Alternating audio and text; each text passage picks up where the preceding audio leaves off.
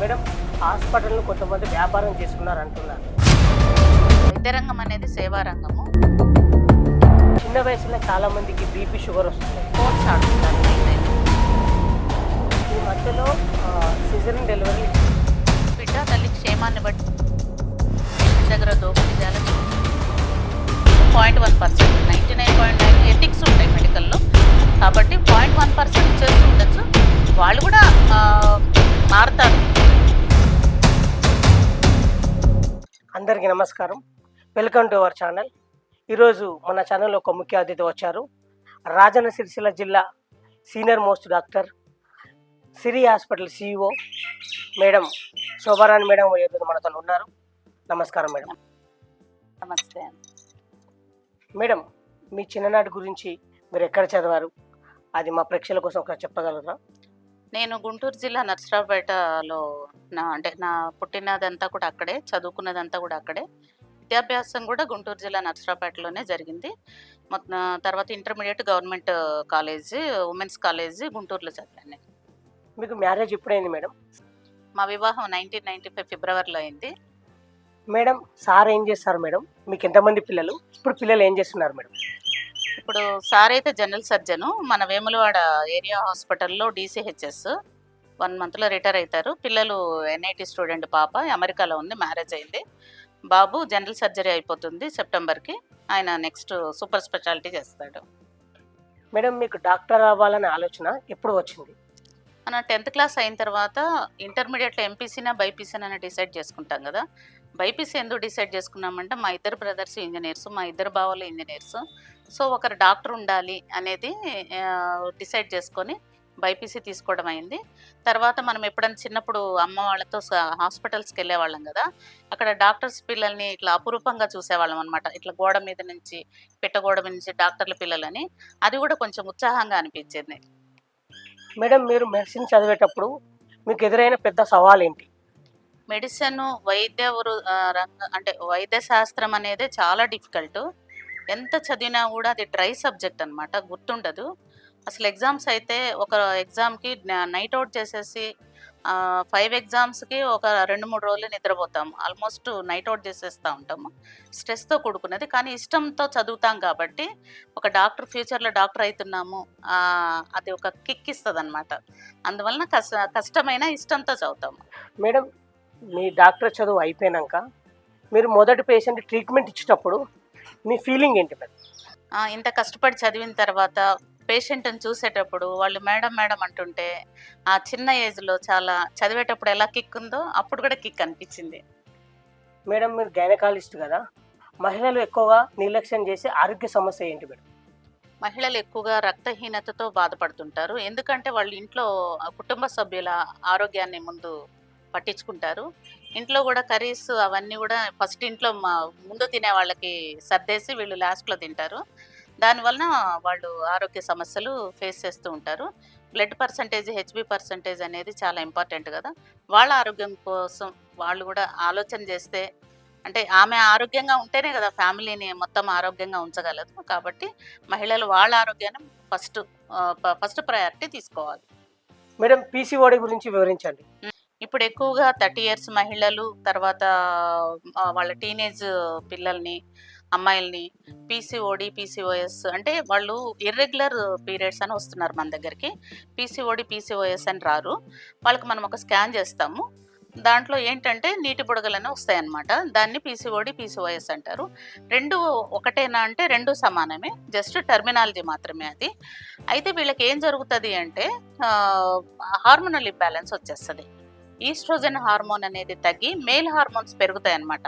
అందువలన మామూలుగా సైకిల్స్ అనేవి 21-35 days మధ్యలో రావాలన్నమాట. మన పేషెంట్స్ ఏమనుకుంటారు, ఖచ్చితంగా 28 daysకే రావాలి, 30 daysకే రావాలి అనుకుంటారు. 21-35 days ఏది వచ్చినా కూడా 21 daysకి ప్రతి నెల రెగ్యులర్ వచ్చినా రెగ్యులర్ సైకిల్స్, 30 daysకి వచ్చినా రెగ్యులర్ సైకిల్స్, ప్రతి నెల 35 daysకి వచ్చినా regular cycles, below 21 days 15 days cycles వస్తే అవి ఇర్రెగ్యులర్ సైకిల్స్. వీళ్ళకి మేల్ హార్మోన్స్ ఎక్కువ ఉండడం వల్ల వీళ్ళకి ఈ లిప్స్, ఈ గడ్డం దగ్గర హెయిర్ పెరుగుతుంది అనమాట. వీళ్ళు ఎప్పుడు వస్తారు అంటే మ్యారేజ్ అయిన తర్వాత ప్రెగ్నెన్సీ రావట్లేదు అనేసి వస్తుంటారు అనమాట. ఎప్పుడైనా పీసీఓడి వచ్చింది అని తెలియగానే ముందు నుంచే ప్రికాషనరీ మెడిసిన్స్ ఉంటాయి. అంటే పెద్ద సీరియస్ మెడిసిన్ ఏం అవసరం లేదు. ప్రికాషనరీ ఫోలిక్ యాసిడ్ అని, తర్వాత మయోఇన్స్టాల్ అని, అట్లా సింపుల్ టాబ్లెట్స్ ఉంటాయి. చాలా వరకు ఏంటంటే మ్యారేజ్ అయ్యాకే వస్తుంటారు. వాళ్ళకి మనం మామూలుగా ట్రీట్మెంట్ ఇస్తుంటాము. పీసీఓడి పీసీఓఎస్ వాళ్ళకి పిల్లలు అవుతారా అని ఒక డౌట్ ఉంటుంది. అది మిత్ మాత్రమే, ఖచ్చితంగా అవుతుంది. పీసీఓడి పీసీఓఎస్ వాళ్ళందరూ ట్రీట్మెంట్ తీసుకోవాల్సిన అవసరం లేదు. వాళ్ళకి న్యాచురల్గా అవుతుంది, కానీ వాళ్ళు భయంలో వెళ్ళిపోతారు. ఒక్కసారి మనం స్కానింగ్ రిపోర్ట్ ఇచ్చాము అంటే నాకు అవుతారా లేదా అనేసి భయపడుతుంటారు అనమాట. పీసీఓడి ఎలా డిసైడ్ చేస్తామంటే ఇర్రెగ్యులర్ సైకిల్స్ ఒక పాయింట్. తర్వాత మేల్ హార్మోన్స్, అది గడ్డము, లిప్స్ మీద వెంట్రుకలు ఉంటాయి. ఇంకోటి ఏంటంటే స్కానింగ్లో ఓవరీస్లో 20 నీటి బుడగలు ఉంటాయి అన్నమాట. అవి 10 cc కన్నా ఎక్కువ ఉంటే పీసీఓడి అంటారు. మామూలుగా 14వ రోజు లేడీస్కి ఓవులేషన్లో 2 సెంటీమీటర్ ఫాలికల్ రావాలి. అది 14th డే 2 సెంటీమీటర్ ఫాలికల్ రాకుండా ఈ స్ట్రింగ్ ఆఫ్ పల్స్ లాగా ఈ 20 చిన్న చిన్న నీటి బుడగలు సింగిల్ ఫాలికల్ రాకుండా ఓవులేషన్ డిస్టర్బ్ చేస్తుంది అనమాట. అండం విడుదల అనేది రాదనమాట. అందుకని వాళ్ళకి ఏంటి అంటే ముందు డైట్, ఎక్సర్సైజు, మంచి స్లీప్, స్ట్రెస్ ఫ్రీ లైఫ్ చెప్తాము. అవి ఫాలో అయిన తర్వాత ఖచ్చితంగా న్యాచురల్గా వాళ్ళు కన్సీవ్ అవుతారు, కానీ భయపడతారు. కాబట్టి మనం ఆ పీసీఓడి అంటే ఖచ్చితంగా మందులు వాడాల్సిన అవసరం లేదు. మ్యారేజ్ అయిన 2 years వరకు కనుక పిల్లలు కాకపోతేనే వాళ్ళకి మనం ట్రీట్మెంట్ ఇస్తాం. అవి కూడా సింపుల్ డ్రగ్సే, అంత భయపడాల్సిన అవసరం ఏమీ లేదు. ఒకవేళ వాళ్ళకి 2 years వరకు కాలేదనుకోండి, ఈ నీటి బుడగలు ఉన్నాయి కదా, వాటిని లాప్రోస్కోపీ ద్వారా పంక్చర్ చేస్తామన్నమాట. దాన్ని diagnostic laparoscopy with ovarian drilling అంటాము. అది చేసి మామూలుగా సింపుల్ డ్రగ్స్ కొన్ని ఉంటాయి, ఇండక్షన్ అని, అవి పేషెంట్స్కి కామన్గా తెలుస్తుంటాయి. వాటితో మనము ట్రీట్మెంట్ ఇస్తే ఈజీగా అయిపోతుంది. అసలు అది భూతద్దంలో చూస్తున్నారు కానీ పేషెంట్స్, చాలా సింపుల్ ప్రాబ్లం. మేడం చాలా మంచి విషయం చెప్పారు మేడం. ఇంతకుముందు పీసీఓడిలో డైట్ అన్నారు కదా, అది ఎలా తీసుకోవాలి? పీసీఓడిలో ఇంపార్టెంట్ ఏంటంటే డైటే. ఏం డైట్ తీసుకోవాలంటే కార్బోహైడ్రేట్స్ తక్కువ తీసుకోవాలి. కార్బోహైడ్రేట్స్ ఏమొస్తాయి? వైట్ రైస్, తర్వాత వైట్ ఇడ్లీ, వైట్ దోశ, ఇవన్నీ కూడా కార్బోహైడ్రేట్స్ కిందకు వస్తాయి. పీసీఓడిలో ఏంటంటే ఇన్సులిన్ రెసిస్టెన్స్ అనేది ఒకటి ఉంటుంది. మనము అన్నం తినంగానే ఇన్సులిన్ రిలీజ్ అవుతుంది బాడీలో. రిలీజ్ అయ్యి అది మన కణాలలో, మన సెల్స్లోకి వెళ్ళాలన్నమాట. కార్బోహైడ్రేట్స్, ఇవన్నీ అమైనో యాసిడ్స్, అవన్నీ కూడా అలా ఇన్సులిన్ లోపలికి వెళ్ళకుండా బయట ఉండిపోతుంది అనమాట. ఆ ప్రాబ్లం ఉంటుంది పీసీఓడి వాళ్ళకి. వాళ్ళు ఏం చేయాలి? అప్పుడు కార్బోహైడ్రేట్స్ తగ్గించాలి. మనకి పురాతన కాలంలో 150,000 సంవత్సరాల వరకు కూడా మనము ఈ వైట్ రైస్ అనేది తీసుకోలేదు. మనం ఇప్పుడు మిల్లెట్స్ అంటున్నాం కదా, అది మన భారతదేశము 150,000 సంవత్సరాల క్రితమే వచ్చినాయి. ఇప్పుడు మనం ఆరోగ్యవంతమైన మానేసి అనారోగ్యమైన వెతుక్కొని మరి మనం జస్ట్ 10,000 సంవత్సరాల నుంచే మనం బియ్యం అనేది, అగ్రికల్చర్ అనేది ఇంప్రూవ్ చేసుకొని మన ఆరోగ్యాన్ని పాడు చేసుకున్నాం. మిల్లెట్స్ అనేవి భారతదేశంలో ఎప్పుడో ఉన్నాయి, ఆరోగ్యమైనవి మనం పక్కకు పెట్టేశాము. మిల్లెట్స్ ఎప్పుడైనా కూడా లెస్ దాన్ 50 grams కన్నా తక్కువ కార్బోహైడ్రేట్స్ని ఇస్తాయి. అందుకనే ప్రతి ఒక్కరికి మిల్లెట్స్ అంటున్నారు కదా. మన వైట్ రైస్తో చాలా దాటిపోతుంది కార్బోహైడ్రేట్స్. కాబట్టి మనకి పీసీఓడి కంట్రోల్ ఉండాలి అంటే కార్బోహైడ్రేట్స్ తక్కువ ఉండాలి. వాళ్ళు మిల్లెట్స్ కానీ, తర్వాత ఈవెన్ రాగి, జొన్నలు, వీటిలలో కూడా కార్బోహైడ్రేట్స్ ఎక్కువ ఉంటాయి అంటున్నారు. కాబట్టి మిల్లెట్స్ ఒక 12 hours ముందు నానబెట్టుకొని కిచడీ లాగా కొంచెం పెసరపప్పు, అన్ని కూరగాయలు వేసుకొని, తర్వాత ఉప్పు కారం తక్కువ వేసుకొని కర్రీస్ పెట్టుకొని తినచ్చు. మనకి ఏంటంటే మన అలవాటు, మంచి ఆరోగ్యకరమైన అలవాట్లన్నీ కూడా మనం పోగొట్టుకుంటున్నాము ఈ విదేశీ సంస్కృతిలో పడి. తర్వాత డ్రై ఫ్రూట్స్, ఈ రాక్స్, సలాడ్స్, ఇవి ఇంపార్టెంట్. వీటి వలన వీళ్ళకి గ్లైసిమిక్ ఇండెక్స్ అని తగ్గుతుంది, మెటబాలిజం పెరుగుతుంది, పీసీఓడి కంట్రోల్ ఉంటుంది. ఇవన్నీ ఉండాలి అంటే ఖచ్చితంగా ఎక్సర్సైజ్ కంపల్సరీ. ఫిజికల్ ఎక్సర్సైజ్ అనేది పీసీఓడి వాళ్ళకి కంపల్సరీ. వాళ్ళు 1 hour బ్రిస్క్ వాక్ అన్నా చేయాలి, జిమ్ అన్నా చేయాలి, తర్వాత ఏదో ఒకటి చేయాలి. స్కిప్పింగ్ మాత్రం చేయకూడదు. స్కిప్పింగ్ చేస్తే ఈ పట్టెల ఫ్రాక్చర్ అనేది పక్కా జరుగుతుంది. స్కిప్పింగ్ అసలు 20 years దాటిన తర్వాత లేడీస్ చేయొద్దు. మేడం ఇప్పుడు చిన్న వయసులో చాలా మందికి బీపీ, షుగర్ వస్తున్నాయి, దానికి కారణాలు ఏంటంటారు మేడం? చిన్నపిల్లలకి అంటే టీనేజర్స్ ఎక్కువ ఇప్పుడు బీపీ, షుగరు వచ్చేస్తున్నాయి వాళ్ళకి. 20 ఇయర్స్ వాళ్ళకి కూడా అట్లా వచ్చేస్తున్నాయి. ఎందుకు అంటే life style changes. Sedentary life ఏంటి, మనకి జాబ్స్ వచ్చినా కూడా వర్క్ ఫ్రమ్ హోమ్ అవుతుంది. ఏదన్నా కావాలంటే జొమాటో అన్నీ ఆర్డర్ చేసుకుంటున్నాము. తర్వాత ఫిజికల్ ఎక్సర్సైజ్ లేదు. తర్వాత వాళ్ళకి వ్యాయామం అనేది దాని మీద అవేర్‌నెస్సే లేదు. నిద్ర లేకుండా స ఫోన్స్ ఆడుతుంటారు నైట్ టైము. స్క్రీన్ టైమ్ తగ్గించుకోవాలి. కాబట్టి పిల్లలు ఇవి మాత్రం ఖచ్చితంగా పాటించాలి. Okay madam. మేడం ఇప్పుడున్న జనరేషన్ ఏఐ, చాట్‌జీపీటీ, గూగుల్ వాడి మందులు వాడుతున్నారు. దాని గురించి మీరు చెప్పండి. అదైతే చాలా ప్రమాదకరం. అందరి శరీరాలు ఒకలాగా ఉండవు కాబట్టి సీరియస్ అయితున్నప్పుడు మాత్రం డాక్టర్ దగ్గరికెళ్ళి తగినన్ని టెస్టులు చేసి తగినంత అంటే వాటికి తగినట్టుగా టెస్టులు చేసుకొని ట్రీట్మెంట్ తీసుకున్నదే బెటరు. ఇప్పుడు కోల్డ్ ఉంటది. చాట్‌జీపీటీలో ఒక యాంటీహిస్టమిన్, సెట్రిజిన్ గోళీ వేసుకోమని చెప్తారు. వేసుకున్నాడు. తగ్గితే ఓకే. 3 రోజులైనా, 4 రోజులైనా అది న్యూమోనియాకెళ్ళిపోతది. అప్పుడు గూడా ఇంకా చాట్‌జీపీటీని నమ్ముకుంటానంటే కాదు. ఎప్పుడైనా క్వాలిఫైడ్ డాక్టర్, స్కిల్డ్ డాక్టరే ఇంపార్టెంట్. కన్సల్ట్ చేయాల్సిందే డాక్టర్‌ని. మేడం ఇంట్లో సారు మీరు ఒకటే ప్రొఫెషనల్ కదా! మీకెలా అనిపిస్తుంది? సరే. ఇది మంచి అనుభవము. ఇద్దరు సేమ్ ప్రొఫెషన్ ఉండడం వలన సీరియస్ కేసెస్ సరే. డిస్కస్ సరే. చేసుకోవచ్చు. ఒకరి అభిప్రాయాలు ఒకరు పంచుకోవచ్చు. మేడం మీరు ఇంట్లో కూడా హాస్పిటల్ విషయాలే మాట్లాడుకుంటారా? సీరియస్ కేసెస్ అయితే డిస్కస్ చేసుకుంటాము. కానీ ఇంట్లోకొచ్చిన తర్వాత కుటుంబ విషయాలకే ఎక్కువ ప్రాధాన్యత ఇస్తాము. సరే. మేడం ఇంట్లో ఎవరు సీరియస్ డాక్టర్? అది చెప్పాలంటే మేము ఒకరినొకరు చూసుకోవాల్సిందే. మేడం ఇంకో విషయం, పేషెంట్లు సాధారణంగా చేసే తప్పులు ఏంటి మేడం? పేషెంట్స్‌కి ఏదన్నా హెల్త్ ప్రాబ్లమ్ వచ్చినప్పుడు చిన్న సమస్యే కదా అని నెగ్లెక్ట్ చేస్తారు. మళ్ళీ డాక్టర్స్ ఏదన్నా యాంటీబయాటిక్ రాసినప్పుడు 5 డేస్ వాడాలి యాంటీబయాటిక్ ఎప్పుడైనా గూడా. వాళ్ళు 1 ఆర్ 2 డేస్ వాడేసి ఆపేస్తారు వితౌట్ మెడికల్ అడ్వైస్. దానివల్ల ఏంటంటే యాంటీబయాటిక్ రెసిస్టెన్స్ వస్తది. ఓవర్ కాన్ఫిడెన్స్ వెళ్తూ ఉంటారు. ఒక్కసారి యాంటీబయాటిక్ రెసిస్టెన్స్ వచ్చిందంటే ఇంక వాళ్ళకి డ్రగ్స్ పనిచేయడం మానేస్తాయి. అందుకని సొంతగా ఎప్పుడు కూడా నిర్ణయాలు తీసుకోవద్దు. డాక్టర్స్ అడ్వైస్‌తో ట్రీట్మెంట్ తీసుకోవాలి. మేడం డాక్టర్ జీవితంలో కష్టం ఏంటి? ప్రతి సమస్యని మనసుతో తీసుకుంటాము. కానీ అదే టైంలో ధైర్యంగా గూడా ఉంటాము. అంటే ఎంత రిస్క్ ఉన్నా గూడా వాళ్ళకి ధైర్యం చెప్తూ ముందుకెళ్తాము. నా ఒపీనియన్ ప్రకారం ఏంటంటే, ఒక పేషెంట్‌కి డెలివరీ చేయాలి అంటే గైనకాలజిస్ట్ ఒక డెలివరీ అయ్యుంటే ఆ పెయిన్ అనేది తెలుస్తది. అప్పుడు మంచి ట్రీట్మెంట్ ఇంకా ఇవ్వగలరు.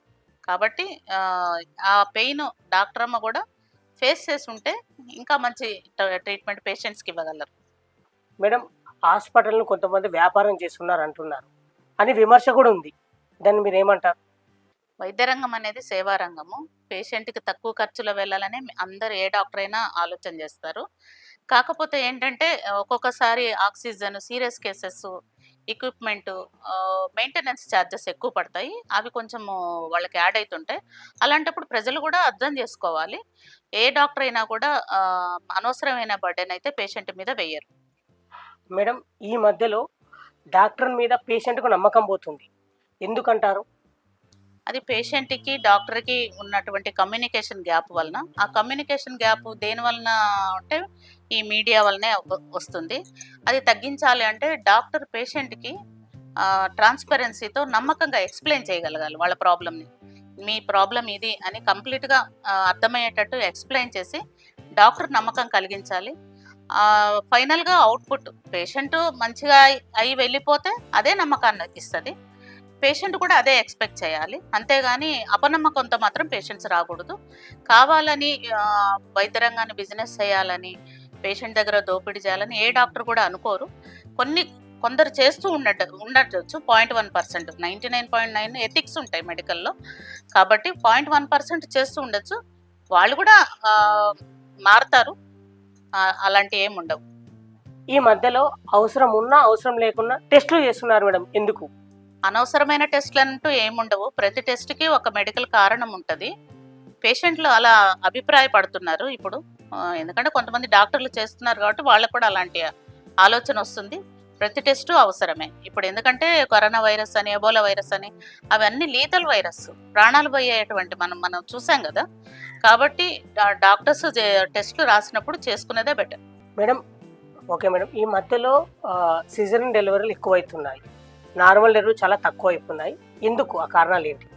నార్మల్ డెలివరీ పరిస్థితి ఎప్పుడు ఒకేలా ఉండదు. బిడ్డ తల్లి క్షేమాన్ని బట్టి డిసైడ్ చేస్తాము. అవసరమైతేనే సిజేరియన్స్ చేస్తాం కానీ అనవసరంగా అయితే సిజేరియన్ సెక్షన్ చేయము. మ్యాక్సిమం 90%, 99% ఫస్ట్ ఏ పేషెంట్‌కైనా నార్మల్ డెలివరీనే ట్రై చేస్తాం. Okay madam. ఈ మధ్యలో డాక్టర్స్ ఎక్కువ ఫీజు తీసుకుంటున్నారు. దానికి కారణాలేంటి? సామాన్య ప్రజలకు అందుబాటులో ఉండేటట్టేనే మన ఫీజెస్ ఉంటాయి. కాకపోతే రిస్క్ కేసెస్ కొంచెం మనకు మెయింటెనెన్స్ ఎక్కువ పడతది. వాళ్ళకి ఆక్సిజన్ గానీ, ఏదైనా సరే మనము పెట్టాల్సొచ్చినప్పుడు పడుతూ ఉంటాయి. అన్నీ అన్ని రంగాలలో అన్ని టాక్సెస్ పెరిగినియి, అన్ని మెయింటెనెన్స్‌లు పెరుగుతున్నాయి. మనకి డైలీ మన రేషనే మనకి ఎట్లా పెరిగినాయో చూస్తున్నాం గదా! పెట్రోల్ అయినా, డీజిల్ అయినా మనం ఏది కొనాలన్నా గూడా రేట్ పెరిగినియి. కాబట్టి వైద్య రంగం ఖర్చులు గూడా పెరుగుతున్నాయి గాబట్టి అయినా గూడా సామాన్యులకు అందుబాటులోనే ఉంచుతున్నాము. మేడం, మన సిరి హాస్పిటల్‌లో ఎలాంటి సేవలు అందిస్తున్నారు? ఎంతమంది డాక్టర్స్ ఉన్నారు మేడం? సిరి హాస్పిటల్ స్టార్ట్ చేసినప్పుడు 2 బ్రాంచెస్‌తో స్టార్ట్ చేశాము. గైనిక్, జనరల్ సర్జరీ, నేను, పెంచలయ్య గారు. దాన్ని ఇప్పుడు మేము మల్టీ స్పెషాలిటీ, సూపర్ స్పెషాలిటీ లెవెల్‌కి తీసుకెళ్ళాము. మన దగ్గర ఉన్నటువంటి ప్రత్యేకతలు ఏంటంటే ఆరోగ్యశ్రీ, జిల్లాలో ఒకటే హాస్పిటల్ ఉంది ఆరోగ్యశ్రీ. తర్వాత స్టేట్ గవర్నమెంట్ రియంబర్స్‌మెంట్, 36 ఇన్సూరెన్సెస్ ఉన్నాయి మన దగ్గర. తర్వాత ఈఎస్ఐ ఉంది. తర్వాత కరెంట్ ఆఫీస్ వాళ్ళవి కూడా ఒకటి ఉంటుంది, ఎన్టీపీసీ వాళ్ళది. అది కూడా ఎవరి దగ్గర లేవు ఇవన్నీ కూడా. సింగిల్ హాస్పిటల్ అనమాట. అట్లా 30 ఇయర్స్లో ఒక్కొక్క బ్రాంచ్ డెవలప్ చేసుకుంటూ ఇప్పుడు ఫిజిషియను, ఈఎన్టీ, తర్వాత మన దగ్గర ఉన్నదంతా కూడా టాప్ డాక్టర్సే. ఆర్థోపెడిక్స్, యూరాలజిస్టు, ఇవన్నీ కూడా మన దగ్గర స్పైన్ సర్జరీస్ కూడా అవుతుంటాయి. అందరూ స్పెషలిస్టులు అందుబాటులో ఉన్నారు. మనకి దాదాపు 6 డాక్టర్స్ 24/7 ఉంటారు మన హాస్పిటల్లో. అందరూ కూడా team work, day and night. Patient output మాత్రం సిరి హాస్పిటల్కి వస్తే జెన్యూన్గా, ట్రాన్స్పరెన్సీగా, చాలా అంటే ట్రీట్మెంట్ చాలా బాగుంటుంది అని ప్రజలు నమ్ముతున్నారు. వాళ్ళకి నా యొక్క ధన్యవాదాలు. ఇన్ని సంవత్సరాలు నాకు సపోర్ట్ చేసినందుకు. ఎవరో 0.1% కొంత నమ్మకం లేని వాళ్ళు ఉంటారు. అంటే ఇంకా వాళ్ళ వేరియేషన్స్ వాళ్ళకుంటాయి. ఎందుకంటే కొంతమంది పేషెంట్స్ అదే కరెక్ట్ అనుకుంటుంటారు. ఇట్లా దినదిన అభివృద్ధి చెందుతూ 30 ఇయర్స్‌లో ఆరోగ్యశ్రీని, ఈఎస్ఐ, స్టేట్ గవర్నమెంట్, ఇన్సూరెన్సెస్ అన్నీ కూడా ఇంప్లిమెంట్ చేశాము. పేషెంట్స్‌కి అంటే క్యాష్‌లెస్ అనమాట. వాళ్ళు రూపాయి పెట్టుకోకుండా సర్వీసెస్ అయిపోతూ ఉంటాయి. మేడం, ఇన్ని రోజులు మీరు డాక్టర్ సేవలు అందించారు కదా, మిమ్మల్ని బాధ పెట్టిన, కన్నీరు పెట్టిన సందర్భం ఏమైనా ఉన్నదా? ఒక్క పేషెంట్ మాత్రం బిల్లు కట్టే రోజు పాపం షేక్ అవుతున్నాడు హస్బెండ్. నేను ఒకటే చెప్పాను, నువ్వు భయపడద్దు, నువ్వు ఎంత కట్టగలవో అంతే కట్టు. నువ్వు బిల్లు గురించి నువ్వు చాలా షివర్ అవుతున్నావు. పెద్దూరు పేషెంట్, నాకు ఇప్పటికీ గుర్తున్నాడు. 25 ఇయర్స్ అయింది. ఆయన ఎంత ఇస్తే అంత తీసుకొని పంపించాను. ఆ రోజు నాకైతే చాలా బాధ అనిపించింది. ఆయన చూస్తుంటే మన చిన్నప్పుడు మన తల్లిదండ్రులు మనల్ని ఎంత కష్టపడి పెంచారు, ఎంత చదివించారు. నేను ఆ రోజు ఆయనైతే చాలా హ్యాపీగా వెళ్ళాడు. నాకైతే అది చాలా ఆనందం వచ్చింది. ఎమోషన్స్ మాకు కూడా ఉంటాయి. మేడం, హాస్పిటల్ని వ్యాపార రంగంగా మార్చారని, అవసరం లేని టెస్టులు, సర్జరీలు చేస్తున్నారని బయట చాలామంది డాక్టర్ని విలన్గా చూస్తున్నారు. దానికి మీరు ఏమంటారు? చాలా మంచి క్వశ్చన్ అడిగారు. వైద్య రంగం వ్యాపార రంగంగా మారింది అని అంటే మనకి మెయింటెనెన్స్ కూడా బాగా పెరిగిపోయింది. సాధారణ వస్తువులు కొనాలన్నా కూడా కాస్ట్ పెరిగిపోయింది. అయినా కూడా సామాన్యులకు అందుబాటులోనే డాక్టర్స్ ఫీజులు అవి తీసుకుంటున్నారు. అనవసరమైన టెస్టులు, అనవసరమైన ఆపరేషన్లు అయితే ఏ డాక్టర్ కూడా చెయ్యరు. మనకి మెయిన్ డ్రాబ్యాక్ ఏంటంటే అప్పట్లో ఠాగూర్ సినిమా అని వచ్చింది. ఆ ఠాగూర్ సినిమాలో ఒక శవం మీద ట్రీట్మెంట్ ఇచ్చేసి డబ్బులు గుంజారు అనేసి. అది మాత్రం కరెక్ట్ కాదు. ఆ సినిమాలో అసలు అప్పుడే డాక్టర్స్ మందరం అపోజ్ చేయాలి అని అనిపించింది. ఆ ఠాగూర్ సినిమాలో జనాల్లో బాగా ఎప్పుడైనా